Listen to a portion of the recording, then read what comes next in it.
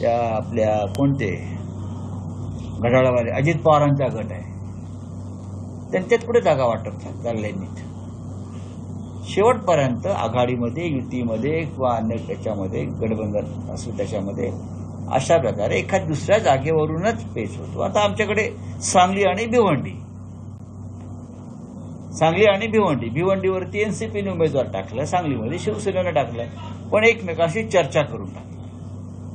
एकमेकांशी चर्चा करून टाकलेलं असताना सुद्धा काही त्यातले घटक असतात स्थानिक आता भिवंडीतले पण स्थानिक असतील.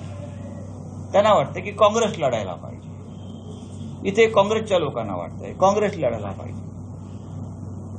मी त्यांच्या भावनांचा आदर करतो.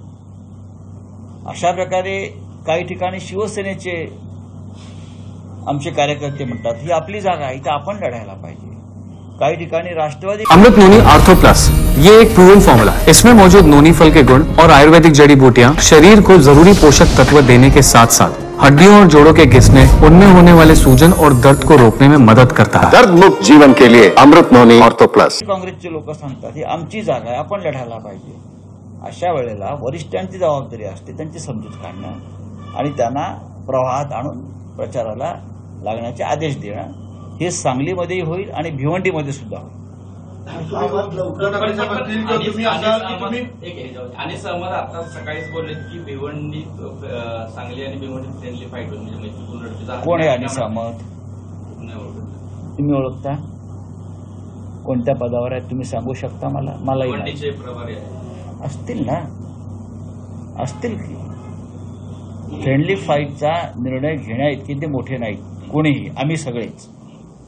फ्रेंडली फाईट ही महायुतीत, महाआघाडीत कोणत्याही एकत्र जेव्हा आपण लढतो तेव्हा फ्रेंडली फाईट हा अत्यंत घातक शब्द असतो. तेव्हा मला माहीत नाही कोण काय बोलतंय ते. सांगलीमध्ये काही लोकांनी मुद्दा काढला फ्रेंडली फाईट. मग अख्ख्या महाराष्ट्रात फ्रेंडली फाईट होऊ शकतात, कदाचित अख्ख्या देशात फ्रेंडली फाईट होऊ शकतात. हे कोणाला परवडणार आहे का? नाही.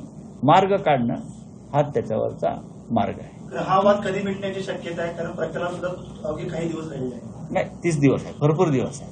म्हणजे मोदी आणि शहानी भरपूर दिवस दिलेले आहेत, कारण त्यांना प्रचाराला वेळ नाही म्हणून त्याने भरपूर दिवस आम्हालाही दिलेले आहेत. आज चंद्रपूरला मोदींचा सुद्धा दौरा आहे. असू द्या ना. चंद्रपूरला मोदींचा दौरा जरी असला तरी चंद्रपूरची जागा ही काँग्रेसकडे आहे आणि मागच्या वेळेला एकमेव जागा काँग्रेसनं जिंकली होती आणि मला खात्री आहे यावेळी सुद्धा काँग्रेसच्याच प्रतिभाताई धानोरकर तिथे विजयी होणार आहे. मोदींनी आणखी तिथे 5 सभा घेतल्या पाहिजे. तुम्ही स्पष्ट भूमिका जाहीर केली, उमेदवार जाहीर केला तुम्ही, असं जे उद्धव ठाकरे साहेब असतील. मात्र काँग्रेसच्या वरिष्ठांची काही जबाबदारी होती की त्यांनी जर ते अगोदर स्पष्ट सांगितलं असतं त्यांच्या स्थानिक नेत्यांना जे काही चर्चा सुरू आहे, तर हा ठीक आहे. तो विषय आमच्या दृष्टीनं तो वाद आणि विषय संपलेला आहे. काल माझी सांगलीतल्या सुद्धा प्रमुख काँग्रेस आणि राष्ट्रवादी काँग्रेसच्या नेत्यांशी चर्चा झाली. काल माझं विश्वजित कदम यांच्याशी माझं बोलणं झालं. आपण कार्यकर्त्यांच्या भावनांचा आदर केला पाहिजे या मताचा मी आहे, जसं आम्ही शिवसैनिकांच्या भावनांचा आदर करतो. आता काही जागांवरती आमच्या मुंबईतल्या किंवा अन्य भागातल्या काँग्रेसला असं वाटतं की तिथे आम्हाला ती जागा मिळावी, मुंबईतली किंवा बाहेरची. आमचे कार्यकर्ते ऐकायला तयार नाहीत. त्यांच्या भावना आहेत त्या तशा त्या काँग्रेसच्या भावना असतात, तशा त्या राष्ट्रवादी काँग्रेसच्या भावना असू शकतात. आम्ही त्या भावनांचा आदर केला पाहिजे. संजय राऊत यांनी नौटंकी करू नये असं नाना पटोले म्हटलं. लहान कार्यकर्त्यांसारखं बोलू नये, लहान कार्यकर्त्यांच्यासारखं बोलू नये. बरोबर, ठीक आहे.